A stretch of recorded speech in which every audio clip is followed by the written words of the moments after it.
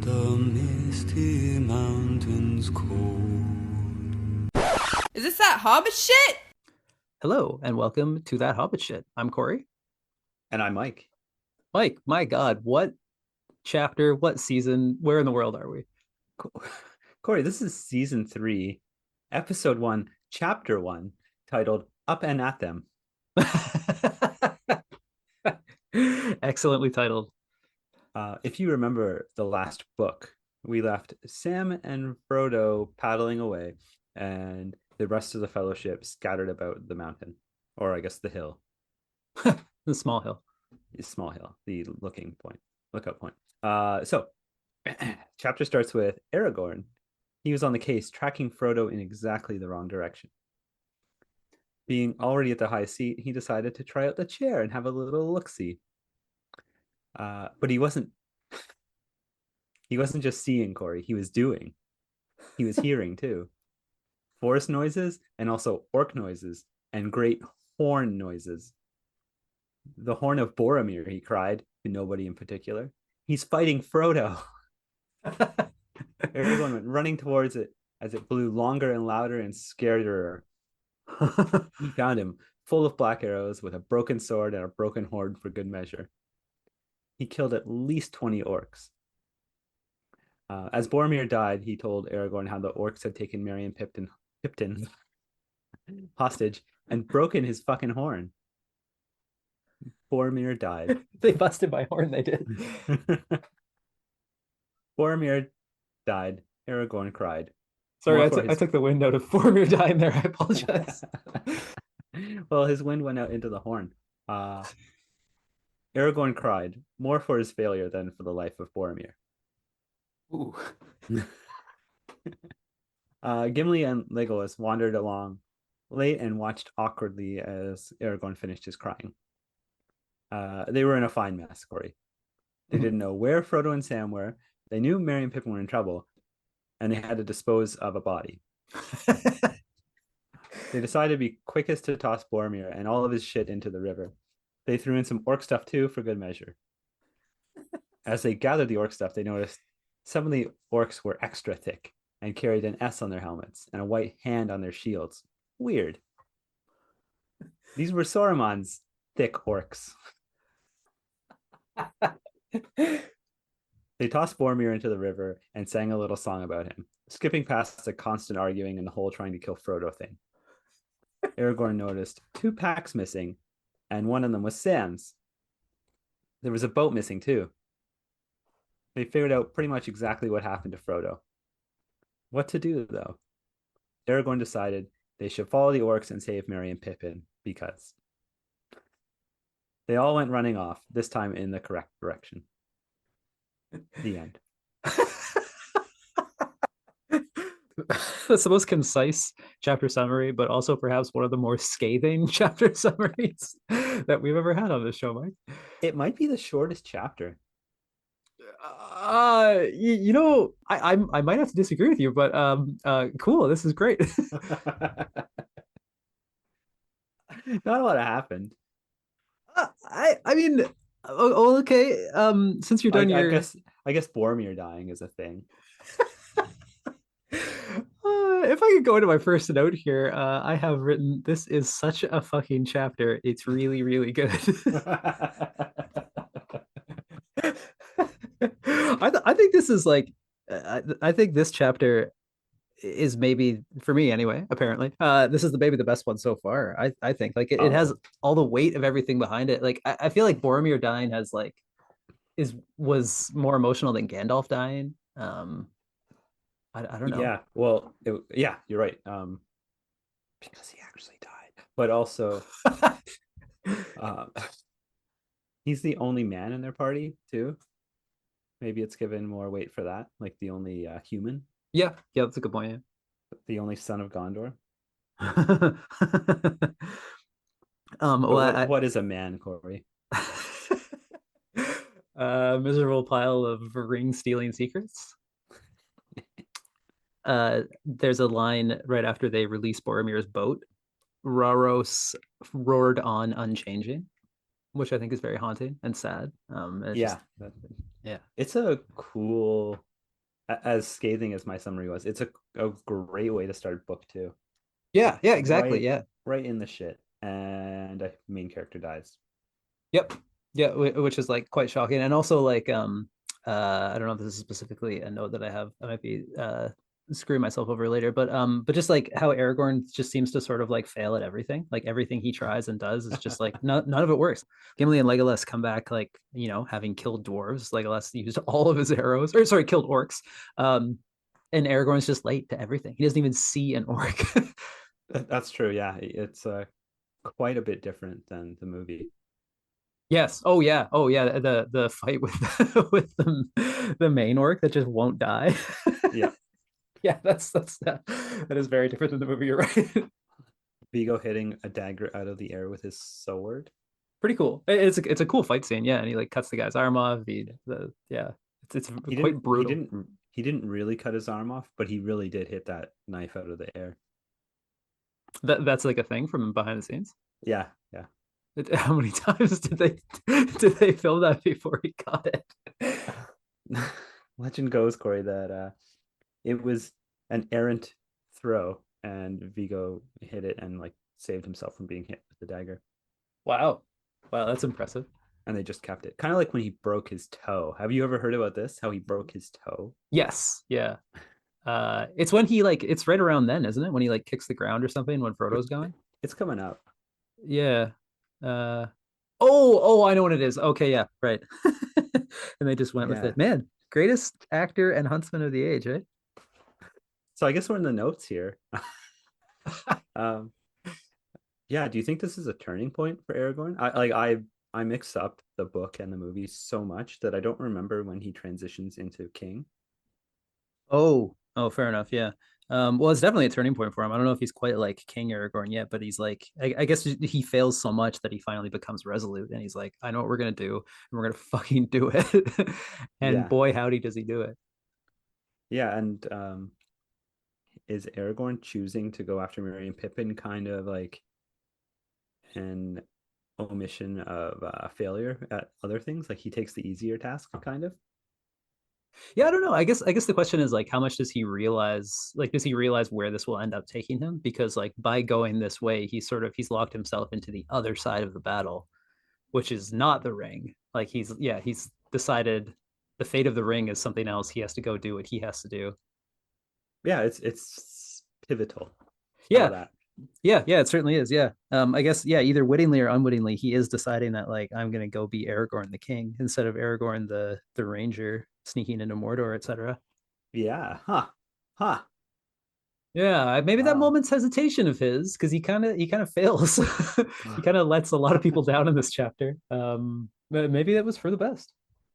Do you think he saw more than we know on his sitting chair? He seemed disappointed with the powers of the city chair. So much so that he didn't even go test out the hearing chair. It was just that's it.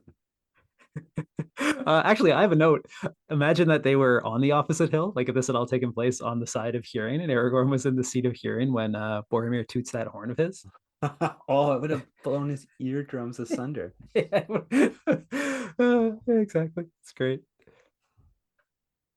But no, that didn't happen. What notes do you have, Mike? My note that we haven't touched on yet is how cool the running is. Not to be confused with the Disney movie about the Jamaican bobsled team, but how they're just like, we're gonna run, and they run. Yeah, it's pretty wild. Yeah. It's it was maybe my favorite part of the animated Lord of the Rings, them running. Though Yeah. though favorite part you have to take with a bit of an asterisk, but I I think I really like enjoyed the it the most. I really like the backgrounds.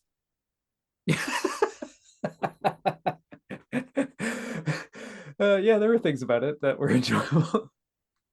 But yeah, I guess that's part of Aragorn just like, making up his mind and being like, if we're gonna catch Merry Pippin, we might have to run for days and days and days, and we will. Yeah, and Gimli lies his way into it.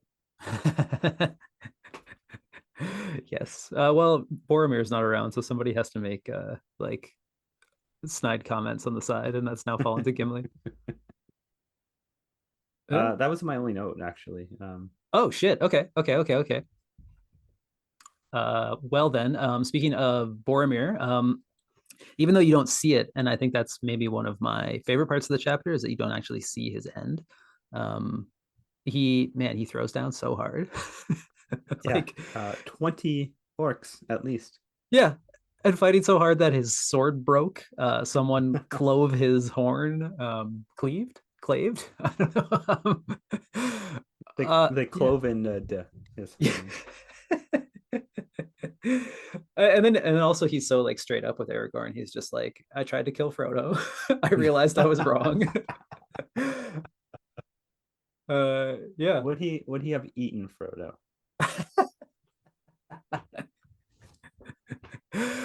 he would have he would have served Frodo to the rest of the party. Too much. Sorry. But yeah, it's a pretty fantastic end for Boromir. Like if he was going to go down, he went down fighting. Which I think Yeah. is pretty sweet.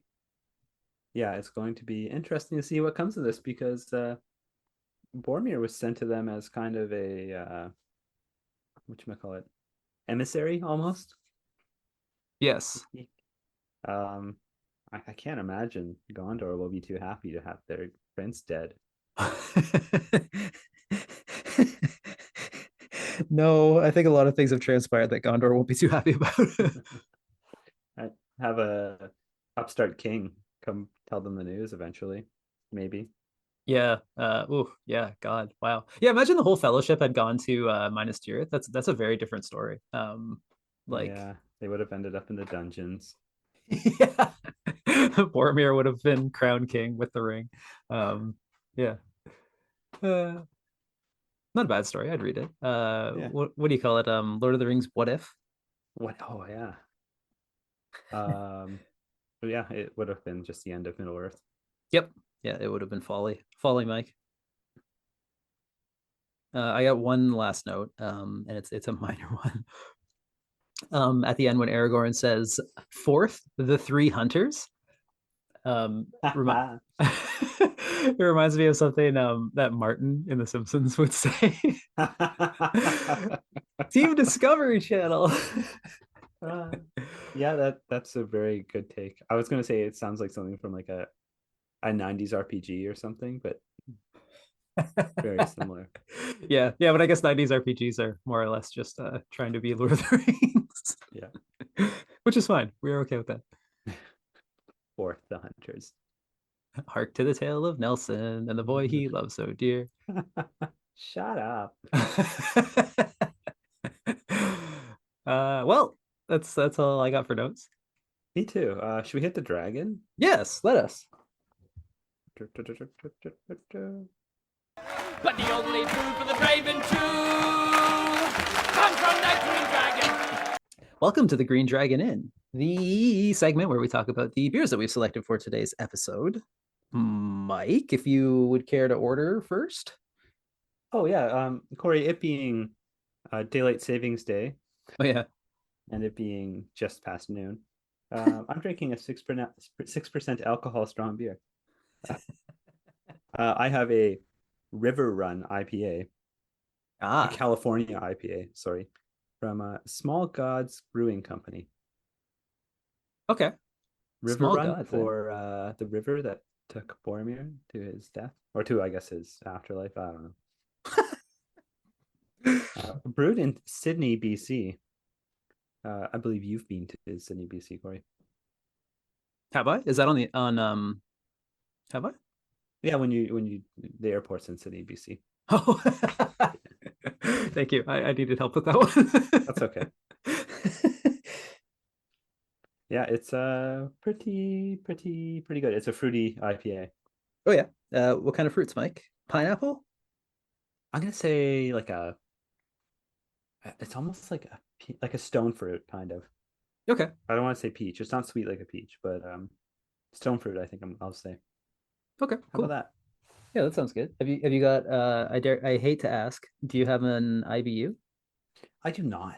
Oh, let's do Um, that. yeah, I'm sorry. Boy. But it's called River Run. Yes, yes, it is called River. Um, I'm just looking real quick to see if I can get an IBU on this bad boy. Small gods is also Um, appropriate. Boromir was like a small yeah, god. you're right. My Wow, I didn't realize this place was on Sydney. I'm gonna have to visit. We've got some good looking stuff. A mango cream ale. Oh, Interesting. I'll remain skeptical until you try it. mango ale is pretty good. Or mango beers. The Nutbuster peanut butter porter, Corey. Good night, everybody.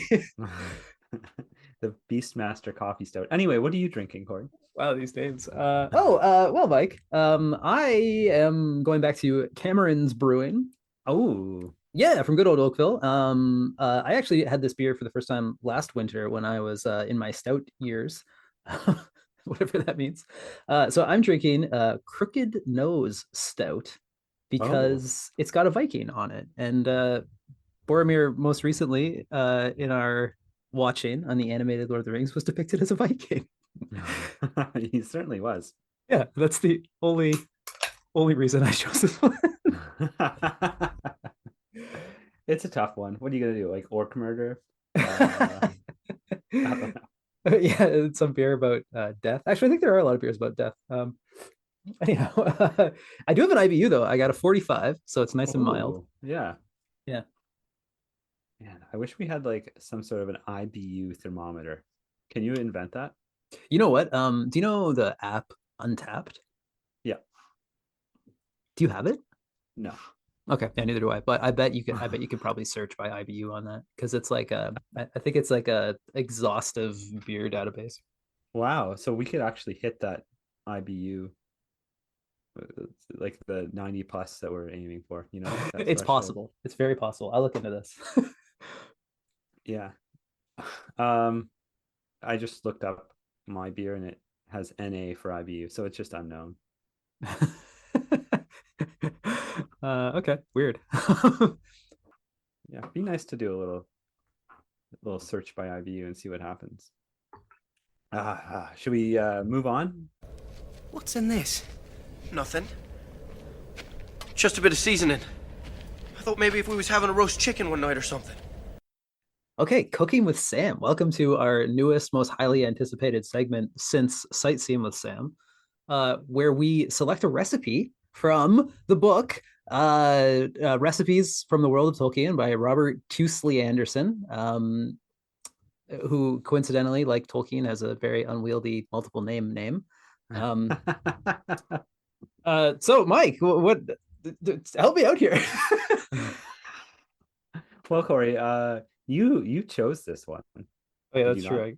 Yeah, I guess I did. So to people tuning into this first segment for the first time, one of us will choose a recipe from the book and we both make it and then we talk about it. Thank you. And Corey inflicted it was it Sam's mushroom pie, the green dragon mushroom pie. Yeah, mushroom the Green and leek pie Dragon's on mushroom us. and leek pie. Yeah. Yeah, so we both made it. We both followed the directions to almost perfection. To some degree. Yeah, I deviated a little. My first of all, it was delicious. Yes, yes, it It's was. basically leeks and mushrooms and cheddar cheese, right? Yep. That's basically all the ingredients. It's kind of funny because now being like mid-March, we made this like I think in January. Yeah. I think we made this a long time ago. Do you forget it? No. Okay. I made notes. I made sure to make notes because I wasn't sure when we record, but I haven't made it again, I'll tell you that much. no, I haven't made it again either. Though it did Uh, inspire me a little bit to make like pies. I was like, oh, yeah. yeah. Okay, so it was pretty good, but it just was like missing a lot. Would you say that is true and not very healthy in any way?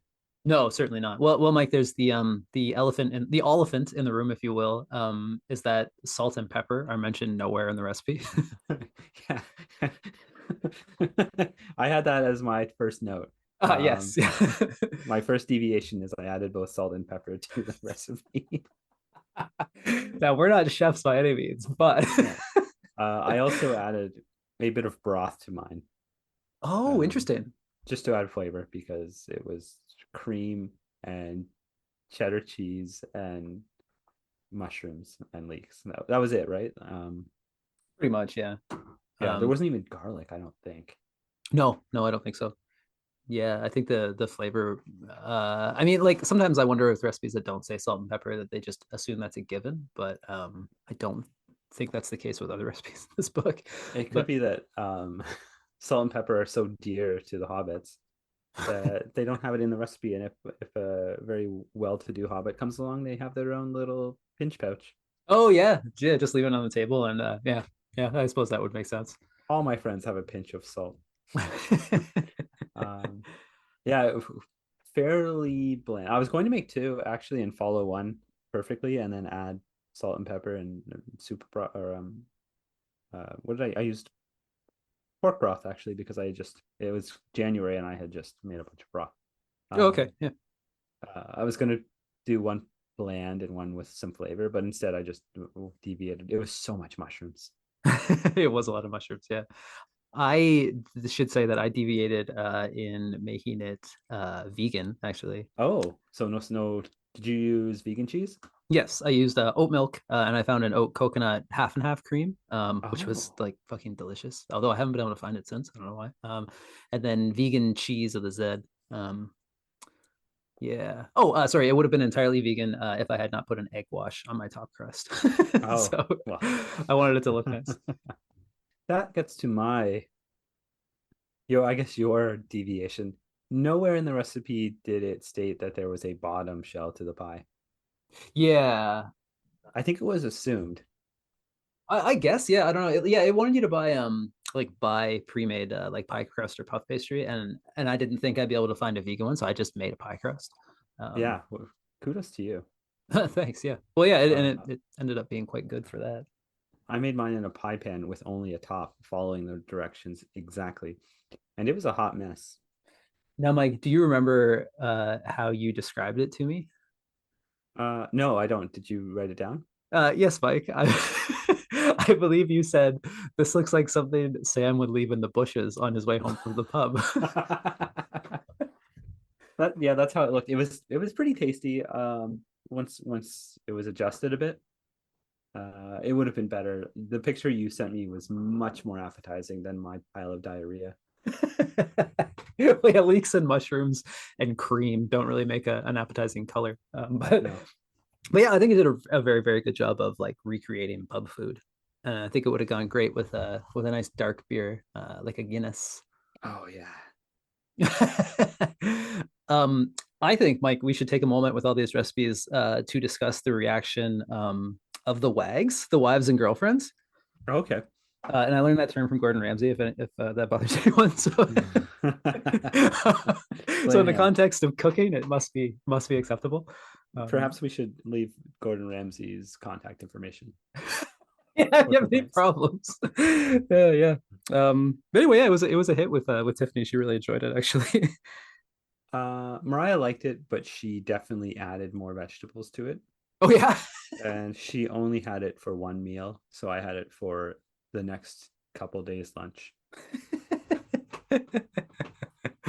Yeah, okay, that's fair. That's fair. I was actually kind of surprised that Tiffany liked it as much as she did, Well, but it pleasantly wasn't. surprised. It was very decadent. How about that? Is that a good one?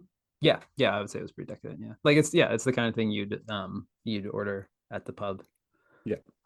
Yeah. Sit heavy. Mine was probably a little bit heavier than yours because of the real cream and the real cheddar. Yeah, I gotta say I was a bit dubious about that. I was like, yeah, if this was real cream and milk and cheese, it would be like, yeah, it's And quite was heavy. butter. There was a lot of butter in it, as I remember. Yeah. But lots of mushrooms, and mushrooms are healthy and they're delicious and they're delicacy of the Shire. So there we go. Yes, absolutely. Yeah. All in all, would you recommend this recipe by Robert Tousley Anderson? Would I recommend it? It was. I would do a little bit of riffing on it if I made it again. Yeah, yeah. So would I. Yeah, I would only use the recipe as like a rough guide, I think. Yeah, we were Uh, both shocked at the amount of chopped mushrooms that we had on our cutting boards. When I make something like this, I will often throw in like a bunch of spinach. Oh yeah.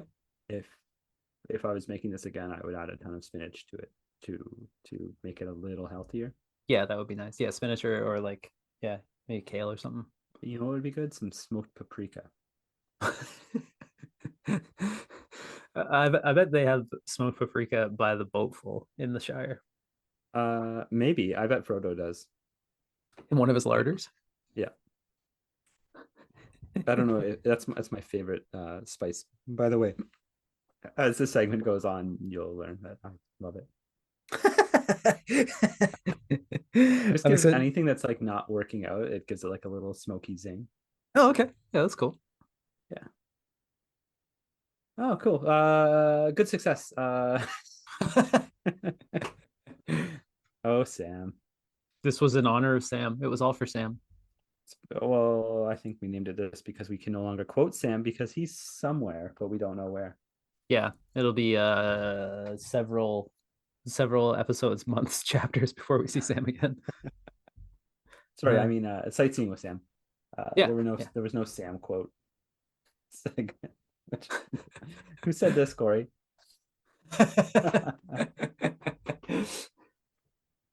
Okay, moving on. Riders of Rohan! What news from the mark?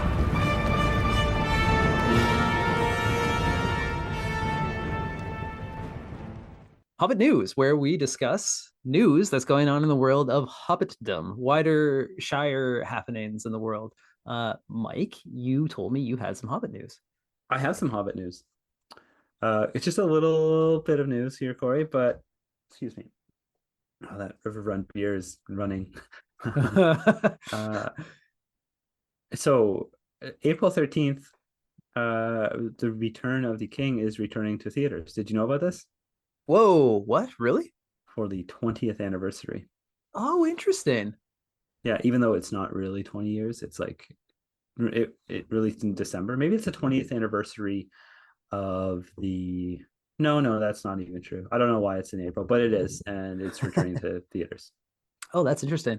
I wonder because they didn't do that with the other ones, did they? I don't think so. It must have been because of ye old pandemic. I mean, oh yeah, probably. Yeah, they sort of missed the opportunity to do that. Return of the King is also the one that had all the awards piled on. Yes. I remember being like 17, 18 and just being so mad at Shakespeare in Love winning best costumes. It was when I realized the Oscars were a bunch of bullshit.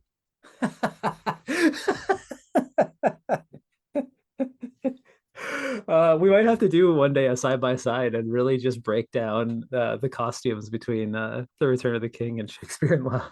Oh, I think it was Fellowship that lost out to it, and I had already watched like the extended editions and all of the behind the scenes, and they built lore behind each race and built up their costumes based on that, and it's just like, how the fuck do you compare that to some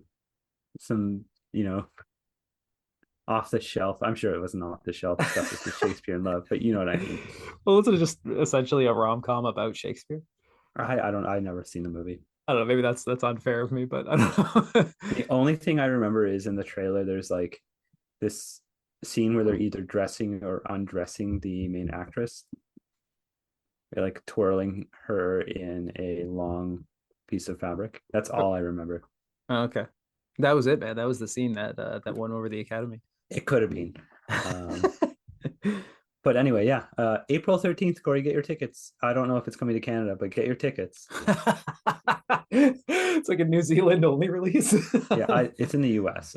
You might get it. Yeah, I would imagine somewhere in Toronto will play it. But... Yeah, I might not get it. The question is, who do I know in Toronto that would sit through the Return of the King with me?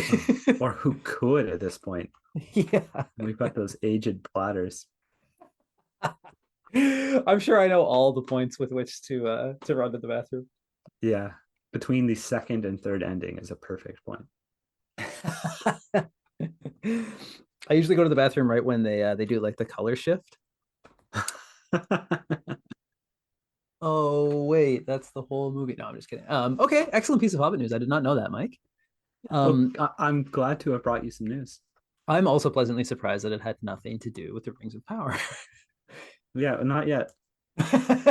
Not, not yet. It also, Corey, overlaps with Ghibli Fest. So Is that a worldwide thing? I don't know. It was in Canada once. I don't know if it's going to be. Okay. Okay. Yeah. We were discussing this earlier, which will likely be cut out of the show, but this part we should leave in because you listeners at home might not realize this because we often cut out of the show. But Mike and I, and particularly Mike, are huge Ghibli fans. So this comes up a lot. Yeah. I guess it all. does. Yeah. And sometimes often gets cut out. Because it ends up as very long discussions that have absolutely nothing to do with Lord of the Rings. No.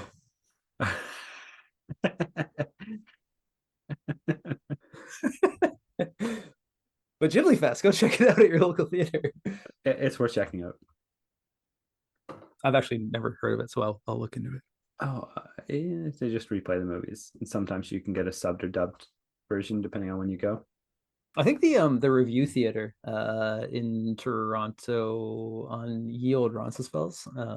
I think they play a Ghibli movie almost once a month. I don't know if I would see any in theater at this point. What was that? I've seen them all the Miyazaki movies. They're all on Netflix. Oh, actually I didn't know that. Oh yeah, they're all up there. Maybe even The Wind Rises isn't. I'm not sure. Oh, okay. But yeah, you can just fire them up whenever and watch as much as you want. Yeah, I guess that's cool. Yeah, I guess I'm trying to think what I would want to see in theaters. I mean, Howl would be pretty sweet in theaters. That's true. Yeah. I guess Spirited Away would be pretty rad too, and also all of them. Nausicaa would be pretty good.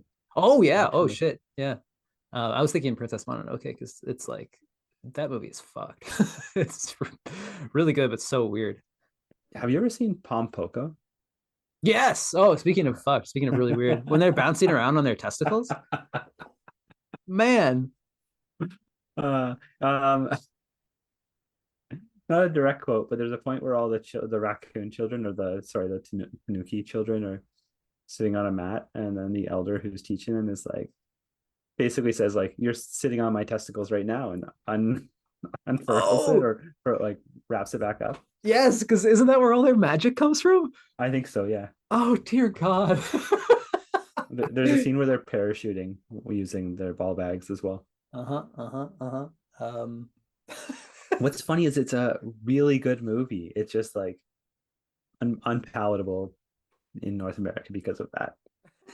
Well, this is 2 points. Like, yeah, one, you're right. It is actually a really good movie. I really enjoyed it. And two, this is where our Ghibli discussions always seem to go. The long drawn out things like this. Well, let's see how long this episode goes. Yeah, it's a little filler because we don't have we got nobody to cast and we got nothing to mad them.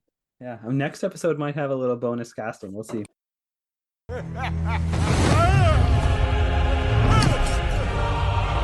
I will draw you, Saruman, as poison is drawn from a wound.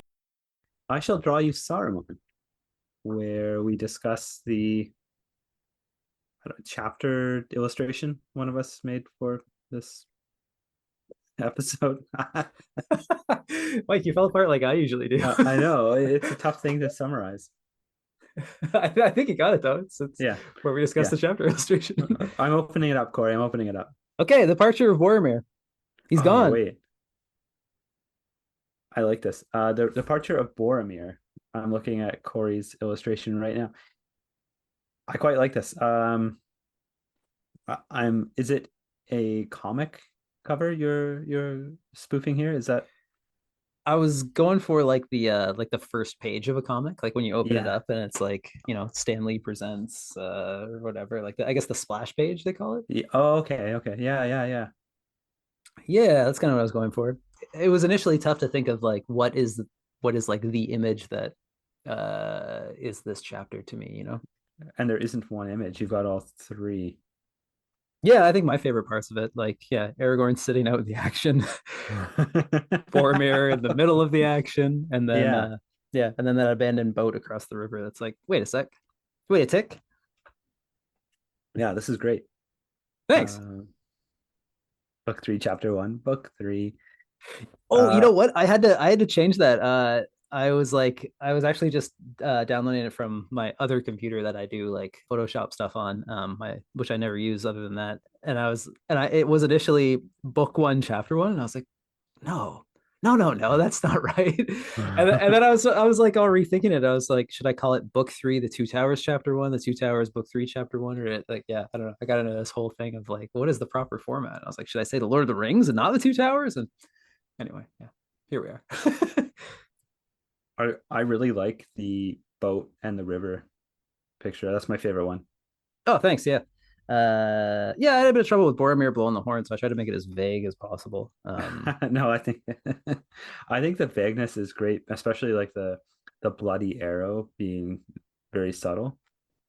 Yeah, it was initially meant to be his sword, but when after I was like, I guess that could be taken as the arrow, and either way, it doesn't really matter. Oh, I It's assumed it was the arrow or a couple arrows. yeah, well, yeah, exactly. It doesn't really make a difference. There's blood everywhere. Yeah, and Aragorn pondering is also great. Yeah, I kind of like the idea of him just sort of like yeah, pondering, but like up there, but not really seeing what he wants to see, and like yeah, He's totally being in the wrong place. curled up in his failure, Corey. Yes, yeah. That's what he named his elven cloak. I shall don failure and we will run. This is good. Great start to this season. Thanks, yeah. Yeah. There's a lot going on. There's different threads are happening. And okay, cool. Yeah. I feel like you've raised a bar here for this season. Yeah, okay, hopefully. Yeah. I don't know. There were a couple of mine from last season that I was like, I don't know. I think I would do better if I did it again, but I was like, let's start this one strong and then see what happens after that. I've got a couple like that too, but I think it was I'm gonna make excuses for myself. It's because we were trying to be so like out there with our choices.